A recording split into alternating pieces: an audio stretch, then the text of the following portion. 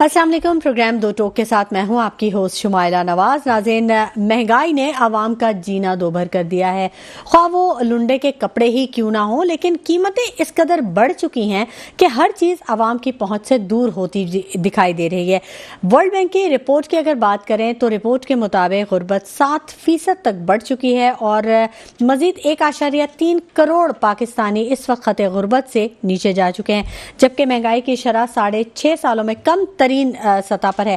اب عام آدمی ایک بحرانی کیفیت کا شکار ہے اور حکومت مسلسل مہنگائی کم ہونے کے دعوے کر رہی ہے۔ گزشتہ برس اگست میں مہنگائی کی شرح 9.64% تھی۔ بڑھتی مہنگائی کی کیا وجوہات ہیں، اس پر بات کریں گے۔ مہنگائی کم کرنے کے لیے اقدامات کیا ہونے چاہیے، اور تنخواہیں اس حساب سے نہیں بڑھتی جس حساب سے مہنگائی بڑھتی ہے، اور مہنگائی کے طوفان میں کیا ایک تنخواہ سے کسی خاندان کو پالا جا سکتا ہے، گزارا کیا جا سکتا ہے؟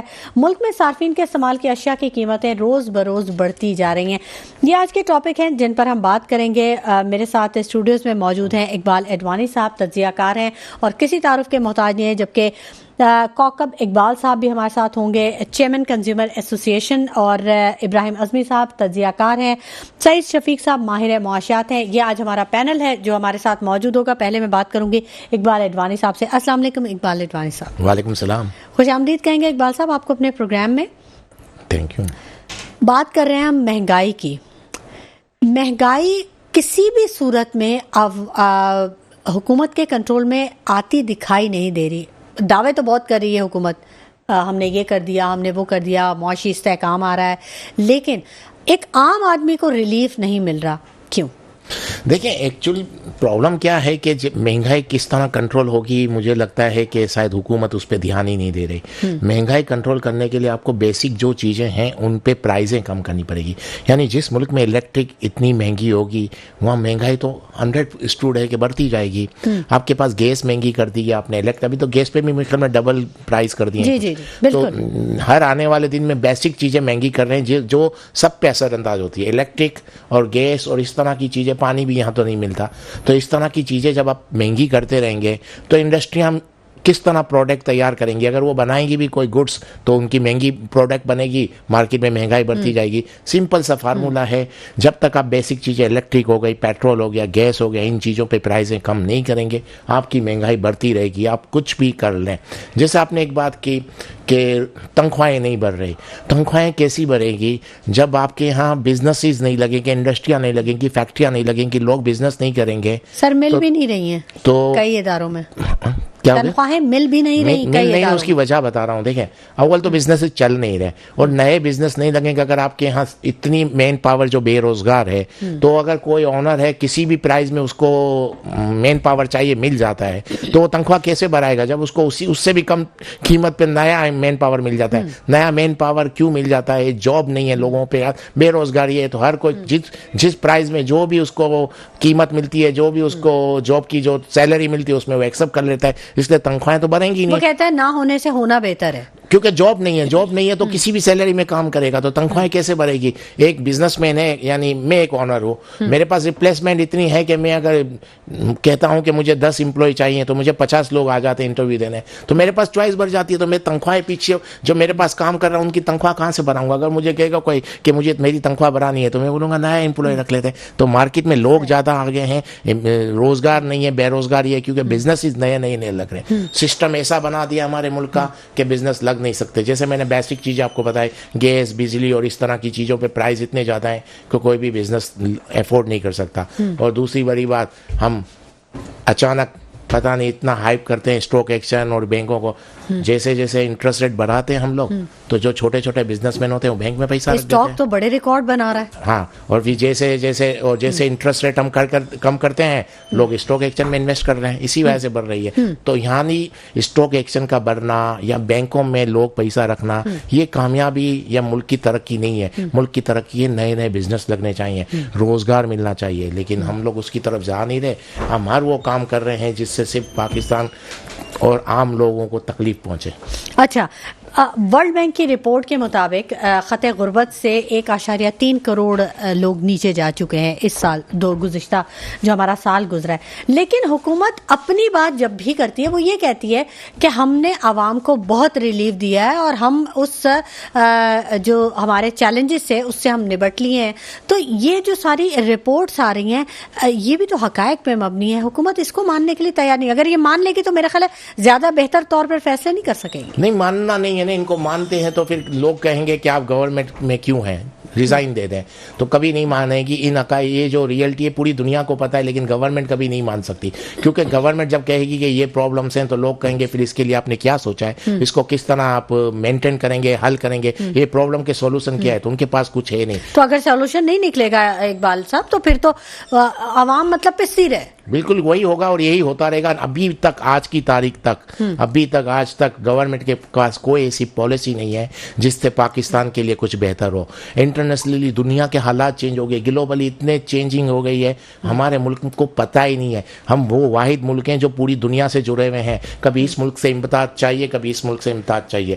ہم دنیا کی جو پاکستان کے جو اوورسیز جاتے ہیں ان کی ریمیٹنس پہ ہم یہاں ڈیپینڈ کر رہے ہیں، اور ہم کو یہی نہیں پتا کہ دنیا کے حالات کیا بول رہے ہیں. جو ریمیٹنس آج بھیج رہے ہیں وہ کل بھیج پائیں گے کہ نہیں، کیونکہ دنیا میں اتنے کرائسس آئے ہیں. اگر وہاں کوئی پرابلم ہوتی ہے اور وہاں اگر لوگوں کو نکالا جاتا ہے، وہاں بھی مجھے لگتا ہے ان فیوچر میں کرائسس آئیں گے. تو ہمارے پاس تو جو لوگ یہاں پر لوگ ہیں ان کے لیے کوئی جاب نہیں ہے، تو مجھے لگتا ہے جو آئیں گے ان کا کیا ہوگا. اقبال صاحب، وزیر اعظم صاحب کہاں نہیں جا رہے، ہر جگہ وہ بزنس فورم سے خطاب کر رہے ہیں. ہر ملک میں وہ کہہ رہے ہیں میں اتنے سرمایہ دار لے کے آ رہا ہوں، میں ملک تو مطلب بہت آگے نکل جائے گا آنے والے 2-4 مہینوں میں. وزیر اعظم صاحب نے تو بڑے دورے کیے ہیں، سی ایم پنجاب جا رہی ہیں اور پورا وفد جا رہا ہے، ہمارے ٹیکس کے پیسوں پہ جا رہا ہے. دیکھیں، وزیر اعظم ہو گیا یا کوئی چیف منسٹر ہو گیا یا فورن منسٹر، فائنانس منسٹر، یہ بزنس مین کو کبھی بھی نہیں لا سکتے. یہ ان کی سوچ ہی غلط ہے. یہ صرف ایک طرح سے آپ دیکھیں کہ ان کو ڈسپلے میں آنا ہے یا اسکرین میں آ کے اس طرح کی بات کرنا ہے. یہ ان کا کام ہی نہیں ہے اور ان کے بس کا بھی کام نہیں ہے، اور یہ کام ان کو کرنا بھی نہیں چاہیے اور یہ کر بھی نہیں سکتے. دیکھیں، بزنس مین اگر آپ چاہتے ہیں دنیا سے لوگ بزنس مین یہاں آئیں تو یہاں کا لوکل بزنس مین ان کو لا سکتا ہے. وہ لوکل بزنس مین جو یہاں پر سکسیسفل ہوگا وہی ان کو لا یہ بات حکومت کو کیوں نہیں سمجھ میں آ رہی؟ کہاں ہے ان کے تھنک ٹینک اور ان کے مشیران؟ یہ جو اتنی لمبی لسٹ ہوتی ہے، اتنی بڑی کابینہ جو بیٹھی ہوتی ہے، تو یہ نہیں بتاتی. مطلب یہ چیز چھوٹی سی آپ کو سمجھ آ رہی، مجھے سمجھ آ رہی ہے، دیکھنے والوں کو سمجھ آ رہی ہے، تو جو گورنمنٹ ہے وہ اس کو نہیں سمجھ میں آ رہی. گورنمنٹ کو سمجھ میں آ رہی ہے، لیکن یہ جو باہر کے دورے کرتے ہیں اس کو جسٹیفائی بھی تو ان کو کرنا ہے کہ ہم اس کام کے لیے گئے تھے، ہم ہمارے ملک کے لیے گئے تھے. ملک کے لیے نہیں جا رہے، یہ خود اپنے کسی کام کے لیے جا رہے ہوں تو الگ بات ہے. اگر آپ یہ سوچ رہے ہو کہ بزنس مین، دنیا کے بزنس مین پاکستان میں آئے، تو اس کا ایک ہی حل ہے کہ ہمارے لوکل بزنس مین کو ہم اتنا اسٹرانگ کر لیں، ہمارے ڈومیسٹک بزنس مین کو اتنا اسٹرانگ کر لیں، ان کو اتنا سپورٹ کریں کہ وہ دنیا سے انویسٹمنٹ لے آئیں گے. ان کو دیکھ کے دوسرا بزنس مین آئے گا. پاکستان کے وزیر اعظم کو دیکھ کے، بلکہ ان کو دیکھ کے تو کوئی آنے والا بھی ہوگا وہ نہیں آئے گا، کیونکہ جب ان کے بارے میں وہ دیکھے گا، ان کی اسٹڈی کرے گا، تو جس ملک میں یہ بزنس مینوں کو کہہ رہے ہمارے ملک میں آؤ، اسی ملک میں ان کی خود کی انویسٹمنٹ ہے. تو مجھے بتائیں یہ کیسے کوئی بزنس مین آ سکتا ہے ان کو دیکھ کے؟ ٹھیک ہے. چیئرمین کنزیومر ایسوسی ایشن آف پاکستان کوکب اقبال صاحب نے بھی ہمیں جوائن کر لیا ہے. السلام علیکم کوکب اقبال صاحب. جی کوکب اقبال صاحب، میری آواز آپ تک پہنچ رہی ہے؟ جی کوکب صاحب، خوش آمدید کہیں گے آپ کو اپنے پروگرام میں. بہت شکریہ آپ کا. کوکب صاحب، عوام جو ہمارا جو صارف ہے وہ اس کو تو ریلیف کہیں ملنے کے نہ ہی چانسز نظر آ رہے ہیں آگے، اور نہ ہی اسے ابھی مل رہا ہے کہیں کوئی ریلیف. تو آپ کیسے دیکھتے ہیں کس طرح سے مہنگائی کو کنٹرول کیا جا سکتا ہے؟ حکومت اپنے دعووں میں ناکام نظر آ رہی ہے. دیکھیں، سب سے بڑی بات یہ ہے کہ جو بجلی کی قیمتوں میں اضافہ، پیٹرول کی قیمتوں میں اضافہ، گیس کی قیمتوں میں اضافہ ہوتا ہے، تو ہر چیز کا امپیکٹ جو ہے وہ اشیاء صرف پہ، اشیاء ضروریہ پہ پڑتا ہے. اب حکومت کا کام یہ ہے کہ اگر وہ گیس کی قیمتوں میں کمی کر دے، پیٹرول کی قیمتوں میں کمی کر دے، اور اس کے بعد جو اشیاء ضروریہ کی قیمتیں ہیں وہ ہمارا منافع خور تاجر جو ہے وہ کم کرنے کے لیے تیار کیوں نہیں ہوتا؟ وہ بہانے بازی کرتا ہے، منافع خوری کر رہا ہے. اس کے لیے کیا اقدامات کی ضرورت ہوتی ہے؟ اس کے لیے جو ہماری پرائس کنٹرول ڈپارٹمنٹ ہیں، یعنی کمشنر صاحب کا جو کراچی کی اگر میں بات کروں تو کمشنر کراچی کے پاس وہ اختیارات ہیں، ڈپٹی کمشنر صاحبان کے پاس اختیارات ہیں، اسسٹنٹ کمشنر صاحبان کے پاس اختیارات ہیں. تو یہ اس کو حکومتی ریٹ جب آپ کہتے ہیں کہ ہم قائم کریں گے تو یہ ریٹ قائم کیوں نہیں ہوتی؟ پہلا سوال یہ ہوتا ہے. پھر دوسری بات یہ کہ کبھی دودھ کی قیمت بڑھانے کی بات ہوتی ہے کہ صاحب 220 روپے پہ 190 روپے سے 220 روپے پہ پہنچ گیا دودھ. اب یہ دیکھیے کہ کراچی میں کوکب صاحب لیکن وہ دودھ بھی خالص نہیں ہے، وہ بھی ملاوٹ شدہ ہے یا پھر وہ کیمیکل سے بنا ہوا دودھ ہے. بالکل حقیقی بات یہی ہے جو آپ کہہ رہی ہیں شمائلہ، کہ بات جو کراچی اپنے سندھ فوڈ اتھارٹی یہاں پہ ہم نے بڑی جدوجہد کے بعد بنوائی، اور اس کے بعد اس کا جو اثر ہوا وہ یہ کہ جز وقتی طور پہ تو کچھ جو ڈی جیز آئے انہوں نے کام کیا، مگر اس کے بعد کچھ یہاں پہ وہی بھیڑ چال ہوتی ہے جیسے ہر ڈپارٹمنٹ بنتا ہے، اور ہر ڈپارٹمنٹ میں جو کام کرنے کی جو چیز ہے وہ یہی ہے کہ اگر ان کو میں یہ کہتا ہوں کہ اگر آپ انڈسٹری کو چیک کر رہے ہیں تو ہمارا کام یہ نہیں ہے کہ ہم انڈسٹری کو بند کر دیں، آپ ان کو نوٹس دیں، ان کو بتائیں کہ بھئی آپ کو یہ ایس او پیز پہ عمل کرنا ہے. مگر یہاں پہ پیدہ گیری شروع ہو جاتی ہے. یہاں پہ جو ہے وہ جو افسران ہیں وہ سمجھتے ہیں کہ صاحب ہمارا کام جو ہے وہ یہی ہے کہ تنخواہ ہے 3 دن ان کا استعمال نہیں ہوتی ہوگی، بلکہ وہ شاید ایک ہی دن میں خرچ کر دیتے ہوں گے اپنی تنخواہ کو، مگر یہ کہ سارا مہینہ وہ جو ہے وہ لوٹ کچوٹ میں لگے رہتے ہیں. آپ یہ دیکھیے کہ پنجاب فوڈ اتھارٹی کو آپ یہ دیکھیے کہ وہاں پہ ہزاروں من جو ہے وہ دودھ جو ہے پکڑا جاتا ہے اور اس کو تلف کر دیا جاتا ہے، اس کو بہا دیا جاتا ہے، مگر ایسی کوئی کارروائی سندھ حکومت کے انڈر میں قائم جو سندھ فوڈ اتھارٹی ہے. مگر ابھی حال ہی میں میری ایک ڈی جی جو ہے اور سیکرٹری بھی ہیں شیخ صاحب، ان سے ملاقات ہوئی، مجھے بڑا مل کے تعجب بھی ہوا. تعجب اس بات میں ہوا کہ ایسے افسران بھی مطلب اس محکمہ میں ہے اور ایسے سندھ گورنمنٹ میں ہے کہ جن کے لیے میں کہوں کہ بھائی وہ ان کی ٹیبل پہ ایک فائل نہیں رکتی ہوگی، اور ان کی واضح ہدایت ہے کہ بھائی اننیسیسری کسی کے چالان نہ کریں. تو مجھے بڑی خوشی ہوئی، وہ بہت عرصے کے بعد کوئی ایک ایسا افسر بھی ملا جو کہ بہترین طریقے سے اپنا کام انجام دینا چاہتا ہے. میں ایک سلسلے میں نے کہا ملاقات کی ان سے، تو مجھے معلوم ہوا کہ وہ انتہائی سمجھدار اور ایک اچھے آفیسر ہیں، جن کو میں دیکھ کے میں حیران بھی ہوا کہ سندھ گورنمنٹ کے اندر اتنے ایماندار اور نیک سیرت لوگ بھی موجود ہیں. میں سمجھتا ہوں کہ اگر ہر بیوروکریٹ ایسے ہی اپنا رویہ لوگوں کے ساتھ رکھے اور ایسے ہی اپنے محکمے کی اچھی پہچان بن جائے تو یقیناً ہمارے تمام گورنمنٹ کے جو ڈپارٹمنٹ ہیں اس میں لوگ جاتے ہوئے خوشی محسوس کریں گے، اور اپنی اگر کوئی ان کو وہ ہے تو وہ گزارشات بھی اپنی جو ہے وہ گورنمنٹ کو پیش کر سکتے ہیں. جیسے ہمارے یہاں میں سمجھتا ہوں کہ اب آج کل جو 2 پولیس افسران ہیں ہمارے سندھ گورنمنٹ کے، سندھ پولیس کے، جس میں آئی جی سندھ اور ایڈیشنل آئی جی جو کراچی ہیں، ان کی بھی میں بات کرتا چلوں کہ الحمدللہ میں سمجھتا ہوں کہ ایسے افسران بھی پولیس میں موجود نظر آتے ہیں کہ وہ لوگ جس طریقے سے جس تنہی سے کام کر رہے ہیں اس کے لیے بھی ایک مثال قائم کی ہے.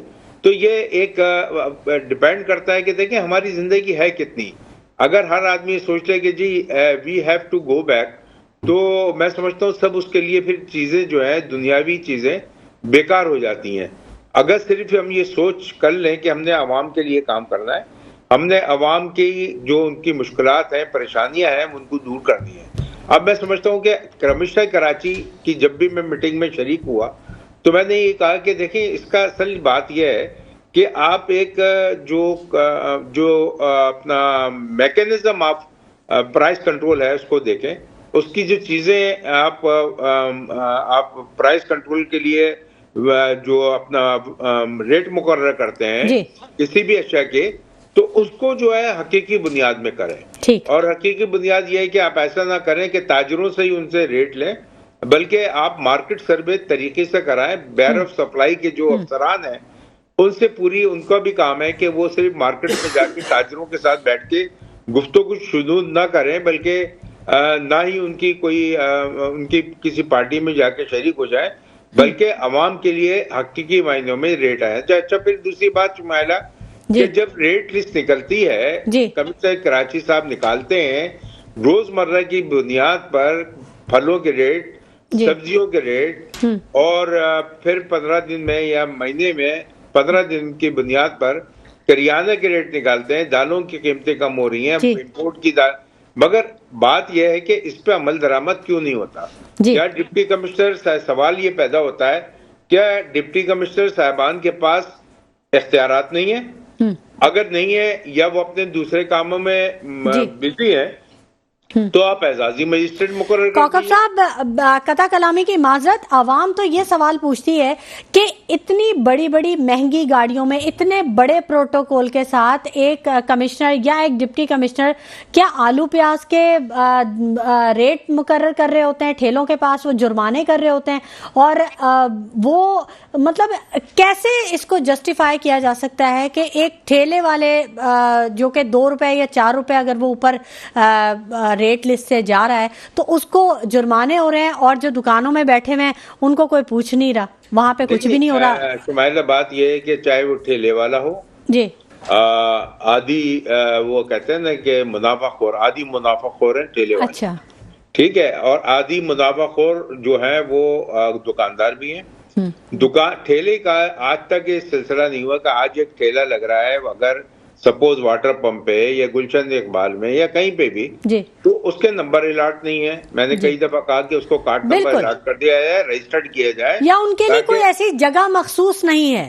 اچھا، وہ کہیں پہ بھی وہ لگا لیتا ہے. اور اس کا ٹریفک کا جو، کیونکہ ٹریفک پہ یہ ہوتا ہے کہ پھل والا ہے تو وہ آدمی جو کار میں آ رہا ہے، بائک پہ آ رہا ہے، وہ روڈ پہ کھڑے ہو کے اس سے لیتا ہے، آدھی روڈ بلاک ہو جاتی ہے، ٹریفک کی روانی میں خلل پڑتا ہے. بالکل ایسا. یہ کام جو ہے وہ ڈی آئی جی ٹریفک کا بھی ہے اور ان کے تمام افسران کا بھی ہے کہ وہ روڈوں سے ان کے تمام جو ٹھیلے لگے ہوئے ان کو ہٹائیں.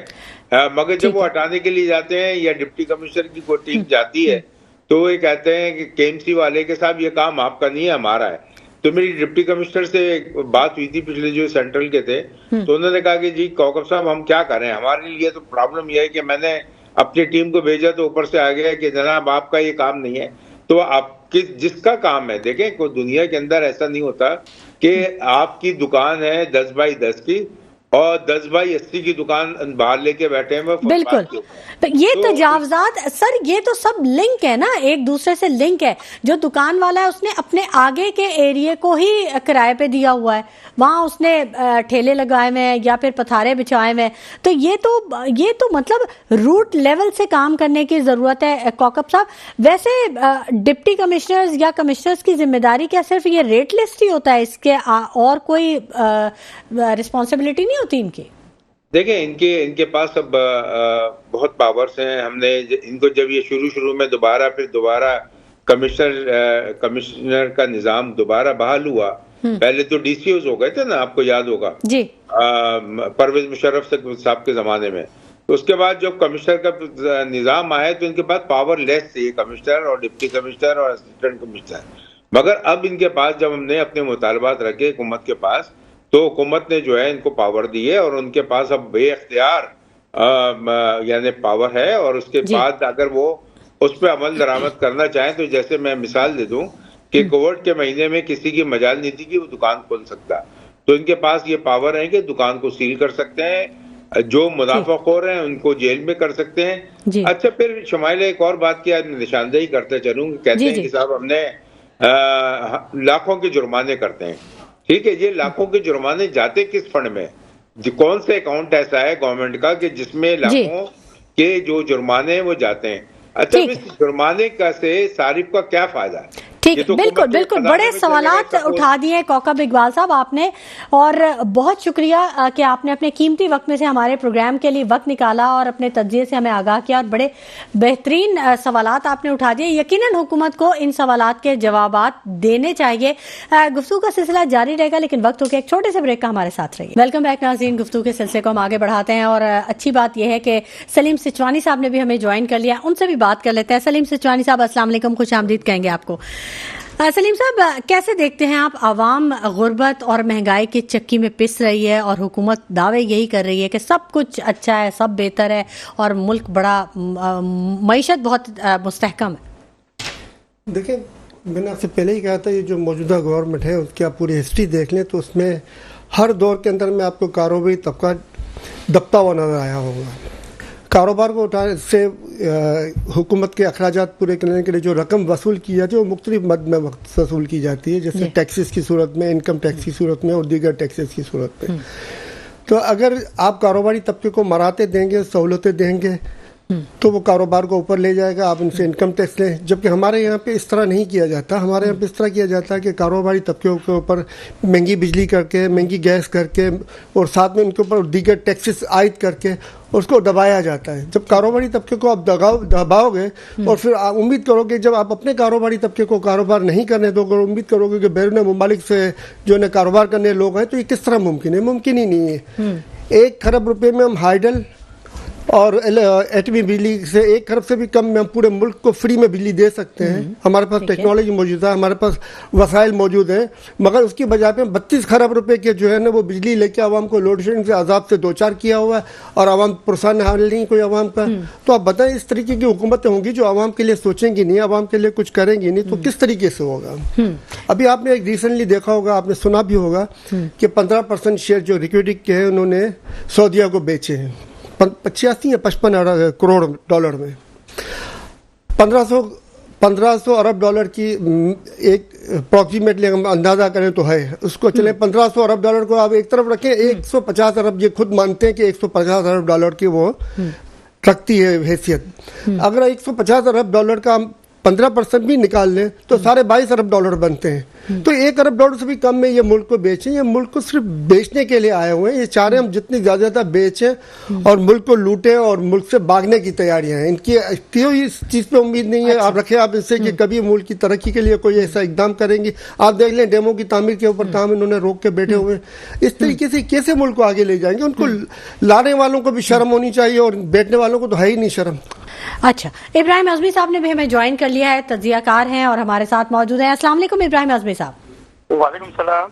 ابراہیم اعظمی صاحب، عوام مہنگائی کا شکار ہے، شدید مہنگائی کا شکار ہے، حکومت اپنے دعووں سے پیچھے نہیں جا رہی، اور عوام جو ہے وہ گزشتہ سال کی جو رپورٹ آئی ہے ورلڈ بینک کی رپورٹ، اس میں 1.3 کروڑ لوگ خط غربت سے پھر نیچے چلے گئے ہیں۔ بات ہو رہی ہے مہنگائی پر، کیسے دیکھتے ہیں آپ آنے والا سال یہ جو ہمارا شروع ہو چکا ہے، اس میں کچھ ریلیف ملنے کی توقع ہے عوام کو؟ دیکھیں، بنیادی چیز ہوتی ہے زراعت، کاروبار اور صنعت اس کے بعد آتی ہے۔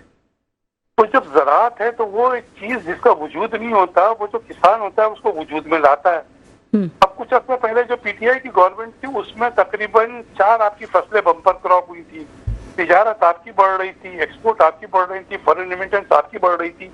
تو بنیادی طور پہ وہ جو کسان ہیں ان سے جو ملاقاتیں کی تھی بانی پی ٹی آئی نے، تو اس کے بعد انہوں نے بڑی حوصلہ افزائی کی تھی، اور یہ کہا گیا تھا کہ ان کے ہاں جو گائے ہے وہ 6 لیٹر دودھ دیتی ہے، اور چائنا کی جو گائے وہ 12 لیٹر دودھ دیتی ہے۔ اگر صرف 6 کے 12 لیٹر بھی اگر ہو جائے تو ہماری پروڈکشن بڑھ جائے گی۔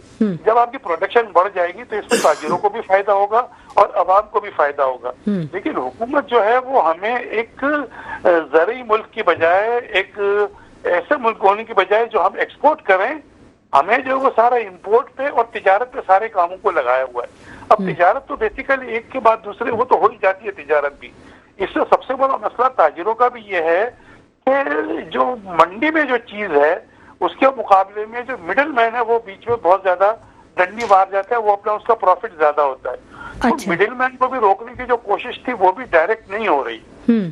تو اس میں تاجروں کا بھی تھوڑا سا قصور ہے کہ وہ اپنا منافع جو بہت زیادہ بڑھاتے ہیں۔ جن چیزوں کی قیمت ہول سیل مارکیٹ میں کم ہو جاتی ہے تو وہ کم نہیں کرتے. اچھا. اور اگر ان کو پتا چلتا ہے کہ ہول سیل مارکیٹ میں کسی چیز کی قیمت زیادہ ہے تو وہ اس قیمت کو وہ بڑھا دیتے ہیں.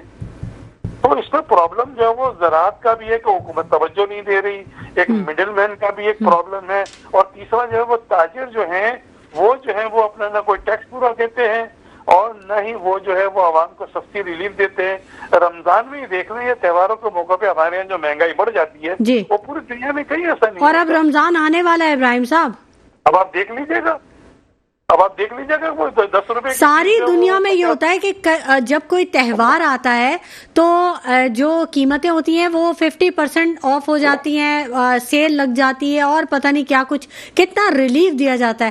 لیکن ہمارے ہاں یہ ہوتا ہے کہ جیسے ہی عید, بقرعید یا رمضان آتا ہے تو یا ربیع الاول آتا ہے تو یا محرم آتا ہے تو قیمتیں اور زیادہ بڑھا دی جاتی ہیں. یہی مسئلہ ہے کہ عوام, ہمارا جو تاجر ہے وہ یہ سمجھتا ہے کہ جتنا میں نے 11 مہینے میں کمایا ہے وہ میں رمضان کے 1 مہینے میں کما لوں. ہر چیز کے وہ ریٹ بڑھا دیتے ہیں. پتا ہوتا ہے کہ جو کیلا, جو موسمبی, جو پھل فروٹ جو رمضان سے 15 دن پہلے ملتا ہے وہ دگنا اور تگنی قیمت پہ وہ رمضان میں دیتے ہیں. تو یہ ظاہر سی بات ان کے پاس اسٹاک ہوتا ہے, وہ مصنوعی جو ہے وہ مہنگائی کر رہے ہوتے ہیں. اور ایک طرف حکومت جو ہے وہ تاجروں پہ تو توجہ کچھ دے رہی ہے, زراعت پہ ان کی بالکل توجہ نہیں ہے, ایکسپورٹ پہ ان کی کوئی توجہ نہیں ہے, فارن ریمیٹنس جو ہے ان کا اعتماد کم ہو رہا ہے. تو ساری چیزیں جو ہے وہ مل کے سب سے زیادہ پس رہا ہے وہ ایک غریب آدمی پس رہا ہے, جو مڈل کلاس کا بندہ ہے وہ پس رہا ہے. بالکل غریب آدمی ہی پس رہا ہے. اقبال اڈوانی صاحب, آپ بھی ظاہر ایک بزنس مین ہیں, تو آپ دیکھتے ہیں کہ منافع اگر کم کر دیا جائے تو شاید کچھ ریلیف مل سکے گا عوام کو. دیکھیں, منافع کم کس کو کرنا ہے, سوال یہ ہے. ہم لوگ جو بات کر رہے ہیں کہ منافع کم کرنا چاہیے, منافع کس کو کم کرنا چاہیے اس پہ بات نہیں کر رہے ہیں. ہر کوئی منافع نہیں رکھ رہا. جس طرح کنٹرول کیا جاتا ہے, کنٹرول کرنے کا طریقہ ہی بالکل رانگ ہے. ہم لوگ ریٹیل کو زیادہ ٹارگیٹ کرتے ہیں. مثال میں ایگزامپل دوں آپ کو, اور اسی طرح ہوتا ہے, آپ کہیں بھی سروے کر لیں.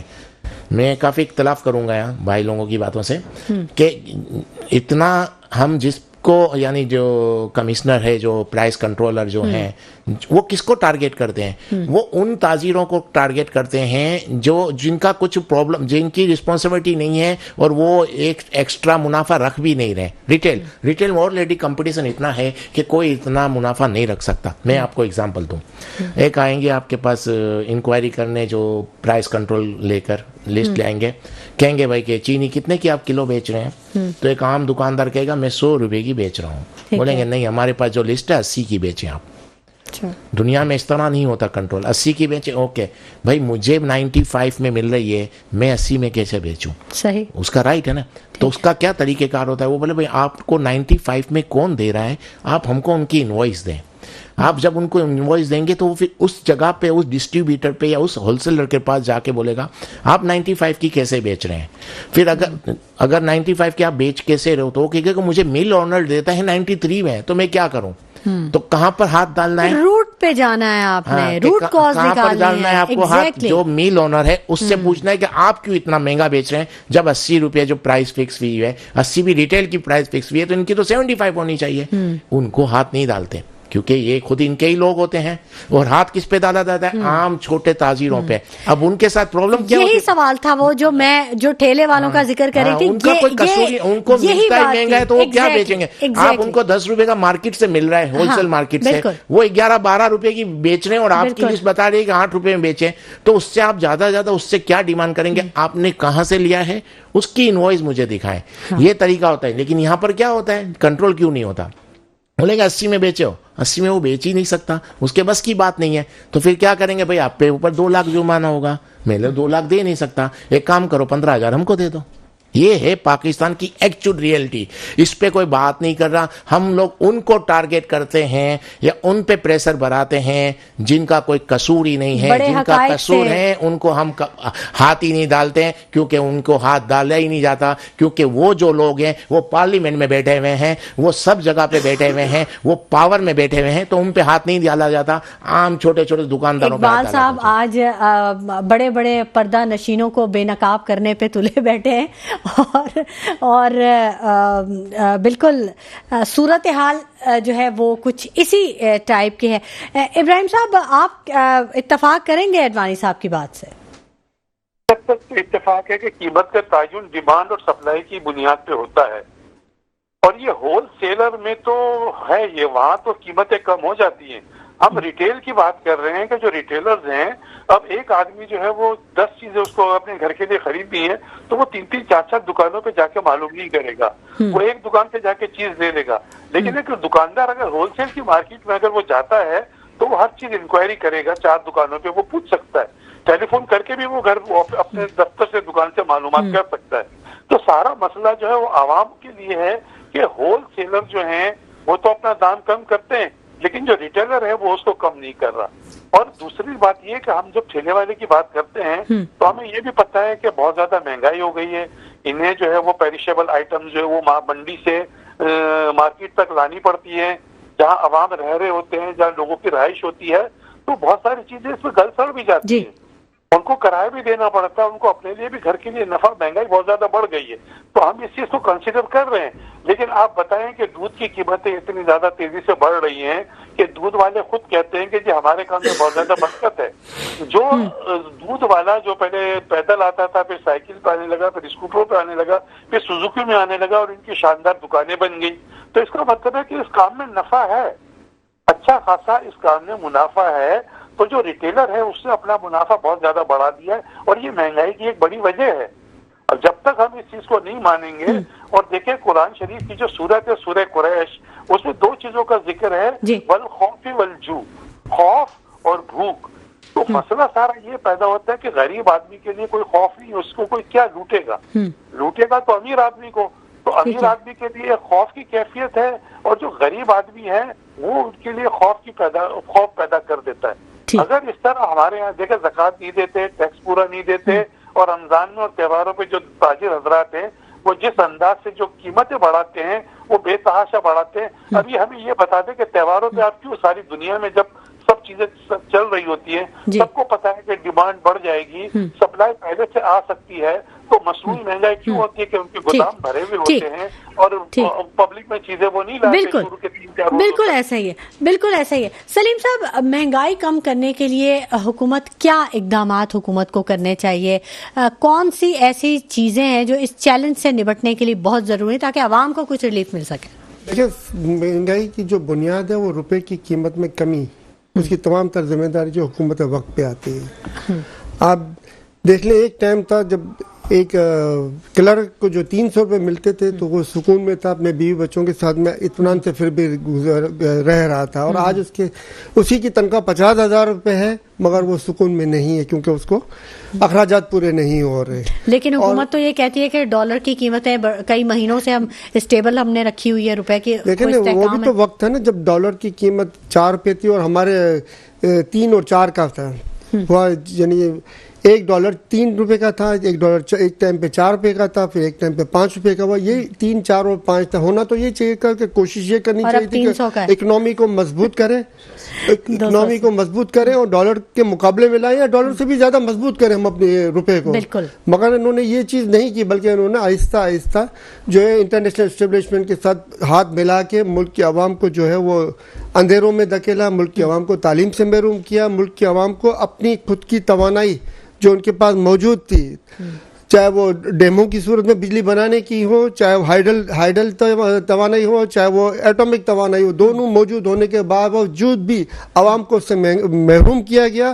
اور مہنگے ڈیزل کے جنریٹر لا کے انہوں نے یہاں پہ انسٹال کیے اور امپورٹ کے اندر میں اضافہ کیا گیا. $5 کروڑ کی امپورٹ کو انہوں نے آج $30 ارب کی امپورٹ پہ پہنچا دیا. تو اس کی تمام پر ذمہ داری آج یہی حکومت میں بیٹھے ہوئے ہیں اور بٹھایا ہوا ہے ان کو، کیونکہ یہ کھاتے بھی ہیں اور آگے کھلاتے بھی ہیں. تو یہ کھانے اور کھلانے والے جب تک یہ ادھر حکومتوں میں رہیں گے تو ملک کیسے آگے بڑھیں گے؟ یہ سلسلہ ختم ہونا چاہیے اور عوام کے لیے کام ہونا چاہیے، نہ کہ اپنی جیبوں کے لیے کام ہو رہا ہے. اس وقت جتنا بھی کام ہو رہا ہے وہ صرف ان کی خود کی جیبوں کے لیے کام ہو رہا ہے، عوام کے لیے کوئی کام ہوتا ہوا نہیں ہے. ایک پروجیکٹ آپ نہیں بتا سکتے کہ بھئی یہ لگا رہے ہیں جس کے دور اثرات یہ ہوں گے جس سے ملک کو آگے یہ فائدہ پہنچے گا. تو اس طریقے سے حکومتیں نہیں چلتی اور نہیں چل سکیں گی. اور آپ دیکھیں گے کہ کچھ دنوں کے بعد، نہیں تو کچھ مہینوں کے بعد، یہ جوتے کھا کے، گالیاں کھا کے، پیسے لوٹ کے، ان کو اس سے مطلب نہیں ہے ہمیں کتنی گالیاں پڑتی ہیں، ان کو اس سے بھی مطلب نہیں ہے ہمیں کتنا عوام پسند کرتی ہیں ناپسند کرتی ہیں. اس سے مطلب ہے کہ ہماری جیبوں میں کیا آ رہا ہے ہم جیبیں بھر کے باہر بھاگیں. دنیا بھر میں جو پلاننگز ہوتی ہیں وہ 20-20 25-25 سال کی ہوتی ہیں اقبال صاحب, لیکن ہمارے ہاں 5 سالہ منصوبے ہوتے ہیں وہ بھی مکمل نہیں ہوتے, اور پھر یا تو گورنمنٹ چینج ہو جاتی ہے یا پھر وہ داخل دفتر ہو جاتے ہیں, تو صورتحال کچھ بہت زیادہ بہتر ہے نہیں. دیکھیں پاکستان میں کیا ہے کہ پاکستان میں پلاننگ 20 سال 25 سال کی کوئی کیوں کرے, کیونکہ ان کو پاکستان سے پیار نہیں ہے. پاکستان سے پیار ہو, اگر وہ سوچیں کہ میں یا میرے بچے ہمیشہ ادھر ہی رہیں گے تو وہ پلاننگ 20 سال کی کریں گے. یہ پلاننگ 20 سال کی کر نہیں سکتے کیونکہ ان کو اتنا ٹائم تو رہنا نہیں ہے تو یہ کیوں کریں گے, پہلی چیز. دوسری چیز یہ کہ پلاننگ کی وجہ یہ ہے کہ یہ سال 2 سال بلکہ 5 سال بھی آپ زیادہ بول رہے ہیں, یہ 5 سال کی بھی پلاننگ نہیں کرتے, یہ سال کی مشکل سے پلاننگ کرتے ہیں کیونکہ ان کو بس اپنا پاپولر باتیں کرنی ہے, یعنی ہم کو یہ کر دیا, ہم نے یہ کر دیا. وقتی طور پہ یہ ایسی چیزیں کرتے ہیں جس سے وقتی طور پہ کچھ فائدہ نظر آتا ہے, لیکن آگے لانگ ٹرم میں پاکستان کو بہت لاس ہوتا ہے. لیکن وہ وقتی طور پہ فائدہ دکھا کے اپنی امیج اچھی کرنی ہے, یا پتہ ہے ان کو 2 سال میں الیکشن ہو جائیں گے تو مجھے کچھ نہ کچھ تو فائدہ ہوگا, تو یہ 2 سال 3 سال کی پلاننگ کی ہے کہ ان کو پتہ ہے کہ 2 سال سے زیادہ ہم کو رہنا نہیں ہے, تو 2 سال سے زیادہ پلاننگ بھی نہیں کرتے. یہ جو آپ کہہ رہے ہیں نا 20 سال 25 سال, یہ وہ لوگ ہی نہیں ہیں اس ملک میں, ایسے لوگ ہیں ہی نہیں فی الحال, یا پاکستان میں ایسی کوئی لیڈرشپ نہیں ہے جو 20-25 سال کا سوچ کے چلے. اگر 20-25 سال کا سوچ کے چلتے تو آج کہاں سے کہاں ہوتے. پاکستان میں 2 سال کی پلاننگ ہے ان کی کہ 2 سال تک اچھے وہ کام کر دو جو 2 سال تک نظر آئیں. ایسی زیادہ تر روٹے بنا دیں تو لوگوں کو نظر آئیں, پھر بھلے وہ تھوڑے ٹائم بعد 2 سال بعد وہ ٹوٹ جائے, نو پرابلم. وہ روڈ بنا دیں, اس میں کمیشن جتنا ملتا ہے لے لیں, اور بھلے 2 سال بعد ٹوٹ جائے, لیکن آپ نے دکھا دیا کہ ہم نے یہ روڈ بنا دی. 2 سال تو آپ بہت زیادہ کہہ رہے ہیں, یہاں تو 2 ہفتے بھی نہیں گزر رہے. 2 ہفتے بننے کے بعد نہیں نا, لیکن وہ بننے کے وقت تو نکل جاتا ہے نا کہ ہم یہ بنانے میں 2 سال لگے. اور جو بجٹ سمجھو 5 ارب کا ہے وہ 2-3 سال 4 سال جب بھی ہوتا ہے وہ 10 ارب تک چلا جاتا ہے, کوئی پوچھتا نہیں ہے اس سے. تو مقصد ہے پاکستان میں یہ پلاننگ نہیں ہے. ہم جن ملکوں سے بارے میں بات کرتے ہیں ان کا اور پاکستان میں بہت فرق ہے. یہاں پر کوئی بھی پاکستان کے بارے میں نہیں سوچتا, پرسنلی زیادہ سوچا جاتا ہے, میں سیکیور ہو جاؤں, میری فیملی سیکیور ہو جائے بس. اور جن کی فیملیاں ہی باہر رہتی ہیں, جن کے بچے باہر پڑھتے ہیں, جن کا کوئی انٹرسٹ ہی نہیں ہے, خود اگر بیمار ہو جاتے تو ان کا علاج باہر ہوتا ہے, تو مجھے بتائیں کہ وہ پاکستان کے بارے میں کیوں سوچیں گے. ان کے خود کے بزنس باہر, ان کے بچے باہر, وہ یہاں آتے ہیں سمجھیں جیسے ہم لوگ یہاں سے لوگ جاتے ہیں یورپ وغیرہ یا مڈل ایسٹ, جو لوگ جاتے ہیں 4 سال کے لیے 5 سال کے کما کے یہاں واپس آتے ہیں. تو یہ اس طرح ان کا یہ مڈل ایسٹ ہے, یہ یہاں ان کا یہ مڈل ایسٹ ہے یا یورپ ہے کہ 3-4 سال تک یہاں رہتے ہیں, کما کے پھر دوبارہ اپنے وطن چلے جاتے ہیں. ایکچولی ان کا وطن یہ ہے ہی نہیں. جب آپ ان کو وطن ہی نہیں سمجھتے, آنرشپ ہی نہیں لیں گے, تو پھر رزلٹ بھی یہی آئے گا. کسی نے تو یہ بھی کہا تھا نا کہ یہ پاکستان جو ہے وہ سیاستدانوں کا قبرستان ہے, یا نہیں وہ اس طرح تھا کہ پاکستانی جتنے بھی بڑے لوگ ہیں بزنس مین یا سیاستدان, وہ پاکستان ان کے لیے صرف قبرستان ہے. اس کی وجہ یہ ہے کہ ان کی شاپنگ یہ باہر کرتے ہیں, ان کے بزنس باہر ہیں, ان کے بچے باہر پڑھتے ہیں, سب کچھ ان کا باہر ہے. اور جب مرتے ہیں تو وصیت کرتے ہیں کہ ہم کو پاکستان میں دفن کیا جائے. پاکستان ایکچولی ان کے لیے قبرستان ہے, بس اس سے زیادہ نہیں ہے. اور قبرستان کو تو اسی طرح مینیج کیا جاتا ہے جس طرح کر رہے ہیں. سلیم صاحب, نہیں دنیا میں قبرستانوں کو بھی بڑی مثالیں, بڑا خوبصورت بنا کے رکھتے ہیں اور بڑا زبردست وہاں پہ بھی مینٹین کرتے ہیں, وہاں انہیں بھی فیسیلیٹیٹ کیا جاتا ہے. سلیم صاحب, آپ کی حکومت بھی رہی, بھلے 3.5 سال 4 سال رہی, جیسی بھی, لیکن آپ نے بھی تو کچھ منصوبے شروع کیے, تو کیا ان کا بھی ٹائم ڈیوریشن یہی تھا 2 سال 4 سال 5 سال, کوئی ایسا جو لانگ ٹرم ہو؟ نہیں, آپ کے سامنے ہے. ڈیمو کی تعمیر کوئی شارٹ ٹرم تو نہیں تھی. 10 ڈیمو کی تعمیر پر جو کام شروع ہوا تھا وہ تقریباً میرے خیال 15 سال کا کام تھا جو اس پہ 10 ڈیم مکمل ہونے تھے. اور اس کے علاوہ آپ دیکھ لیں کہ جو ایک اور پروگرام بھی انہوں نے شروع کیا تھا جو اس کے کافی دور رس اثرات تھے, اور میرے ذہن میں نہیں آ رہا اس وقت میں آپ کو اس کی وضاحت کروں. مگر لانگ ٹرم پالیسیاں جو ہیں وہ ہماری ٹرمز کے اندر میں زیادہ رہی ہیں. انہوں عوام کے لیے سوچا جاتا رہا ہے, عوام کے لیے کام کیا جاتا رہا ہے, اور سستی بجلی ڈیموں کی تعمیر کے ساتھ میں ملنی تھی. یہ دو طرفہ کام تھا. ایک طرف تو کسانوں کو پانی ملنا تھا, اور دوسری طرف جو ہے وہ ہائیڈل پاور کی طرف ہائیڈل پاور کی طرف جانا تھا, تاکہ جو ہے بجلی کی جو امپورٹ میں جو ہمارے ڈالرز ضائع ہو رہے ہیں, اور اس کے علاوہ بجلی کی مد میں جو हमें नुकसानात आ रहे हैं वो कम हो जाए। अच्छा। अब इनको अगर आप देखें तो ये सिर्फ मुल्क में डेकोरेशन उन्होंने किया, हमने मोटरवे बना दिया, हमने मोटरवे बना दिया, इनके हर तकरीरों में आपको यही मिलेगा, हमने मोटरवे बना दिया, हमने अंधेरे दूर किए। अंधेरे दूर करने के अंदर में आप मुल्क को जो बैकडोर से आपने अंधेरे में धकेला उसका इन्होंने कभी जिक्र नहीं करेंगे। और आज आप देख लें, आपके सामने ये पूरा पंजाब देख लें, पूरा पाकिस्तान देख लें, पोल्यूशन में गिरा हुआ है। इस वक्त पाकिस्तान के शहर कराची हो तो वो भी 10 नंबर के अंदर में, कराची 5वां आलूदा तरीन शहर है पूरे दुनिया में। लाहौर जो है दुनिया में नंबर 1 पे आया हुआ है, आलूदा तरीन शहर। इनको अगर गले में खांसी भी आती है तो ये स्विट्जरलैंड जा रही है, वहां से 15 लाख जो है ना डॉलर में 10-15 हज़ार यूरो का जो है ना कमरा बुक करा रही हैं, और साथ में इनके साथ के भी दूसरे हैं, वो सब सरकारी अखराजात पे अय्याशी करने चले जाते हैं। उसका कोई पुरसाने हाल नहीं। क्या इन्होंने कभी दरख्त लगाने का सोचा था? खान साहब ने तो 5 अरब दरख्त लगाने का जो प्रोग्राम शुरू किया था उसमें मुकम्मल कामयाबी तो नहीं हुई टाइम पूरे न होने की वजह से, मगर एक मुस्तकबिल का एक वो प्रोग्राम था कि भाई 5 अरब लगाने, 5 अरब के बाद मजीद भी लगाए जाते। तो ये दूरदर्श पॉलिसियां थी जो पीटीआई के दौर के अंदर में आई थी, और जिसकी वजह से पीटीआई जो है वो अवाम में आज मकबूल तरीन जमात खान साहब को है। लोग पसंद भी इसी वजह से करते हैं कि उन्होंने अवाम से उन्होंने एहसास प्रोग्राम दिया जिसके जो विदाउट एनी जो है वो करप्शन के और विदाउट एनी किसी डिस्क्रिमिनेशन के कि हमारी पार्टी का या फलां पार्टी का, अवाम को सिर्फ ये देख के एक डेटा मुरतब किया गया सानिया साहिबा की क़यादत में कि भाई कौन कौन गरीब हैं, जितने गरीब थे उनके घरों तक पैसे पहुंचाए गए। कोरोना के अंदर दुनिया भर में लोग गुर्बत की लकीर से नीचे गए, मगर पाकिस्तान वाहिद मुल्क है जिसमें ये चीज़ नहीं हुई कि वो गुर्बत की लकीर से नीचे गए हों, बल्कि उसमें भी थोड़ा बहुत कोरोना के अंदर भी इजाफा ही हुआ कि लोग गुर्बत की लकीर से बाहर निकले। क्यों? कि विजन था कि लोगों का हाथ थामना है, ये विजन नहीं था कि हमारी जेबें भरनी है। आज आप देख लें इसी वजह से ये मुज़ाका केसेस जितने भी बने हुए जिनमें दुनिया भर में मजाक उड़ा रहे हैं अपने आप का, इद्दत का केस खान साहब के ऊपर बनाया गया, 190 मिलियन पाउंड का खान साहब के ऊपर केस बनाया गया है, जिसके तमाम तो रकम जो है सुप्रीम कोर्ट ऑफ पाकिस्तान के अकाउंट में पड़ी हुई है और करप्शन का इल्जाम इनके ऊपर लगाया गया। ठीक है, इब्राहिम आज़मी साहब से भी बात कर लेते हैं। जब तक मुल्क की बेहतरी का नहीं सोचने वाली हुकूमत होगी उस वक्त तक मुल्क में बेहतरी भी नहीं आ सकती, और मुहब्बे वतन एस्टेब्लिशमेंट को भी जागना होगा, और एस्टेब्लिशमेंट का मेन किरदार होता है मुल्क की तरक्की के अंदर, वो किरदार नजर नहीं आ रहा है। ठीक है, किरदार अदा करना होगा। इब्राहिम आज़मी साहब, आप इत्तेफाक करेंगे सलीम साहब की बात से?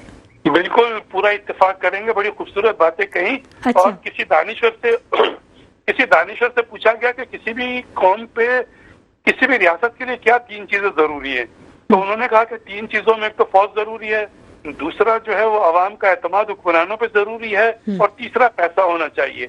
तो उससे कहा गया कि क्या चीज जरूरी नहीं है, तो उससे कहा कि फौज, अगर आपकी सरहदें महफूज हैं और कोई दुश्मन नहीं है तो फौज जरूरी नहीं है। फिर दूसरी चीज क्या जरूरी नहीं है, तो उन्होंने कहा अगर पैसा कम भी हो तो चल जाता है। वाहिद चीज वो थी कि अगर अवाम का हुक्मरानों पे अगर एतमाद है तो वो रियासत चल सकती है। अब ये हुकूमत जो है वो फॉर्म 47 की पैदावार है, अवाम इनके साथ है नहीं। पाकिस्तान की तारीख में ये पहली मर्तबा हुआ है कि 60-70% अवाम जो है वो पीटीआई की तरफ है, और ये 15-20% से ये हुक्मरानी कर रहे हैं, इनके साथ अवाम है नहीं।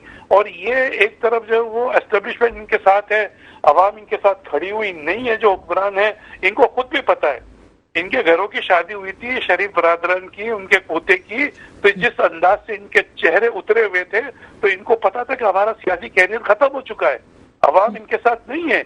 शादी के मौके पे, पोते की शादी के मौके पे अगर दादा और चचा के चेहरे पे खुशी न हो, ये पाकिस्तान का इन्होंने हाल कर दिया है। अब इनका भी हाल बुरा होने वाला है। अच्छा। लोग कहते हैं कि बांग्लादेश में और शाम में लोगों को हेलीकॉप्टर पे जाने का मौका मिल गया है, लेकिन हमें ये लगता है कि इनको इस तरह भागने का मौका भी नहीं मिलेगा।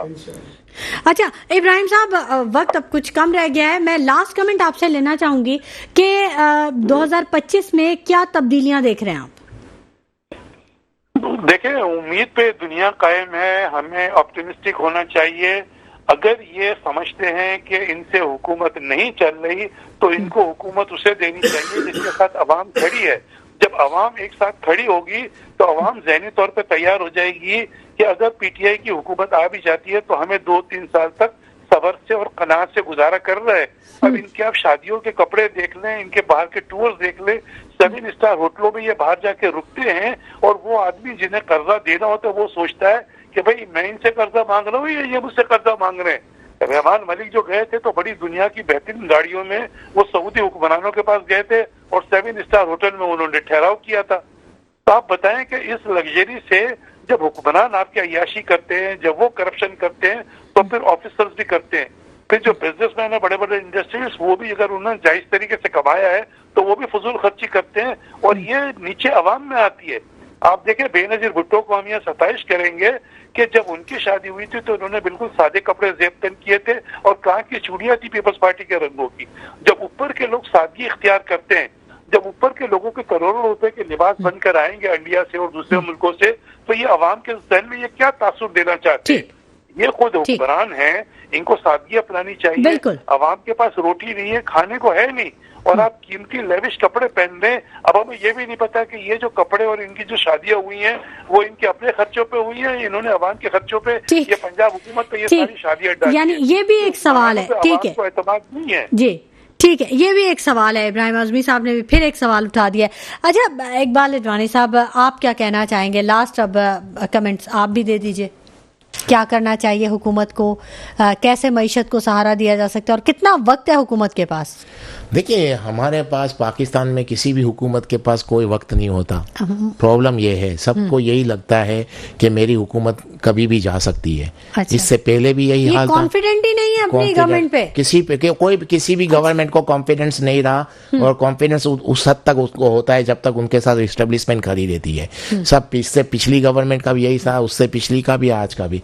किसी को भी यही प्रॉब्लम है कि पता नहीं कितना टाइम गवर्नमेंट रहेगी। पहली चीज, उसी वजह से वो एक दिन भी नहीं छोड़ते, पहले दिन से शुरू हो जाते हैं कि भाई इनकम करें जिस मकसद के लिए हम लोग आए हैं। क्योंकि 2 साल बाद अगर इलेक्शन हो जाएंगे तो ये 25 करोड़ 30 करोड़ हम खर्च कहाँ से करेंगे इलेक्शन के लिए? पाकिस्तान का माहौल ही ऐसा बना हुआ है, तो उसका तो कोई हल नहीं है। इसी तरह होगा। गवर्नमेंट जो भी है, किसी की भी हो, इससे पहले की हो, इसके बाद भी हो, वो सिर्फ इस्टेब्लिशमेंट के आसरे पे रहती है, उन्हीं के भरोसे पे गवर्नमेंट बनती है और उन्हीं से नाराज़गी के बाद गवर्नमेंट जाती है। ये एक रियलिटी है। हम ये करेंगे ना हम ये करेंगे, हम कुछ नहीं कर सकते, ना हम के बस की बात है, ना गवर्नमेंट आपकी है, आपको कोई लाया है, बस जिस दिन वो नाराज़ हो गए आपकी गवर्नमेंट चली जाएगी। 2025 में क्या देख रहे हैं? 2025 में डोमेस्टिक के इंटरनेशनली डोमेस्टिक में यही जो अभी हो रहा है इसी तरह की चलती रहेंगे। और इंटरनेशनली बहुत चेंज आ गई है, जिसकी वजह से पाकिस्तान को भी अफेक्ट पड़ेगा।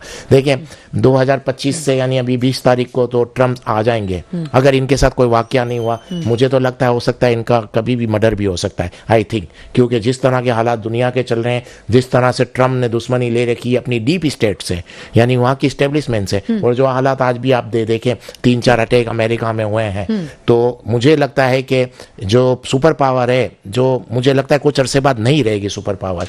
और ट्रम्प की मतलब जो पॉलिसियां हैं वो इस तरह की पॉलिसी है कि वो ट्वीट पे चलाने वाली सोच बन गई है। सुबह एक ट्वीट कर दिया, लेकिन वो सोचते नहीं है ये ट्रम्प साहब कि मेरी ट्वीट से दुनिया में हलचल मच जाती है, क्योंकि आप इंटरनेशनल लीडर हो, सुपर पावर हो, और मुझे लगता है कि वहां से जो भी चीजें आती रहेंगी इससे पूरी दुनिया पे इफेक्ट पड़ेगा। मिडल ईस्ट पे बहुत असर आएगा, यूरोप पे बहुत असर आएगा। तो सीधी बात है, हम पाकिस्तान उनसे जुड़े हुए हैं, हम तो चलते ही उनकी इमदाद पे हैं। तो आप अंदाजा लगा लें हमारे मुल्क का क्या होगा। बड़े मामला जो है वो बिगड़ते जा रहे हैं। सलीम सचवानी साहब, आप क्या कहना चाहेंगे? देखिए, अगर हमने तरक्की करनी है तो हमें दीन की असास इंसाफ बढ़ाना होगा, इंसाफ का निज़ाम कायम करना होगा, इंसाफ अपनी अदालतों में लाना होगा। वो जजेस जो पाकिस्तान से मोहब्बत रखते हो, वो जजेस जो पाकिस्तान में रहना चाहते हो, उन्हीं को चीफ जस्टिस बनाना होगा, उन्हीं को आर्मी चीफ बनाना होगा। जो पाकिस्तान में रहना चाहते हैं, पाकिस्तान में बसना चाहते हैं, उनको ना आर्मी चीफ बनाने की ज़रूरत है। जो पाकिस्तान में रहना ही नहीं चाहते हैं और दूसरे दिन रिटायर होकर बैरून मुमालिक चले जाते हैं, इसमें चीफ जस्टिस भी नहीं बनना चाहिए जो रिटायर होकर दूसरे दिन ही जो पाकिस्तान छोड़ के चले जाते हैं। इसी तरह ऐसे सियासतदानों को भी सियासत की इजाज़त नहीं होनी चाहिए कि हुकूमत करने के लिए पाकिस्तान चाहिए और रहने के लिए बैरून मुल्क चाहिए। अवाम की के लिए पोल्यूशन की में बेहतरी के लिए कोई काम नहीं करना, खुद को पोल्यूशन से बचाने के लिए बैरून मुमालिक के दौरे करने। तो इस तरीके से अगर हुकूमतें चलेंगी, इस तरीके से जो इस वक्त काबिज हुकूमत है, आवाम के ऊपर अवामी हुकूमत नहीं है। ये काबिज हुकूमत जब तक कायम रहेगी, जब तक अंगूठे की हुकूमत नहीं आएगी, उस वक्त तक अवाम की बेहतरी भी नहीं आ सकती। और अंगूठे की हुकूमत आएगी तो वही इंसाफ के लिए भी काम करेगी, वही भी दीगर निज़ाम को بہتری لانے کے لیے بھی کوشش کرے گی, وہی کوشش کرے گی کہ پاکستان کی آرمی جو ہے وہ اس سے بھی 4 گنا مضبوط ہو جو اس وقت ہے, جب تک کہ عوام کی حکومت نہیں ہے. کیونکہ عوام کی حکومت اپنی فوج سے محبت کرتی ہے, عوام جو ہے اپنے ملک سے محبت کرتی ہے, اور عوام چاہتی ہے ہماری فوج طاقتور ہو, عوام چاہتی ہے ہمارا ملک طاقتور ہو. مگر یہ جو آج مسلح جو طبقہ جس نے قبضہ کیا ہوا اس ملک کے اوپر, وہ چاہتا ہے پاکستان کی عوام بھی دربدر ہو, بہت شکریہ سلیم سچوانی صاحب, قربانیاں دی جا رہی ہیں وہ بھی اس کی ذمہ دار ہے. بہت شکریہ سلیم سچوانی صاحب آپ کی تشریف آوری کے لیے, بہت شکریہ اقبال اڈوانی صاحب آپ کی تشریف آوری کے لیے, بہت شکریہ ابراہیم اعظمی صاحب آپ نے ہمیں وقت دیا, بہت شکریہ کوکب اقبال صاحب آپ نے ہمیں وقت دیا. پروگرام کا وقت اب ختم ہو چکا ہے, اسی کے ساتھ اجازت دیجیے, اللہ کے بعد.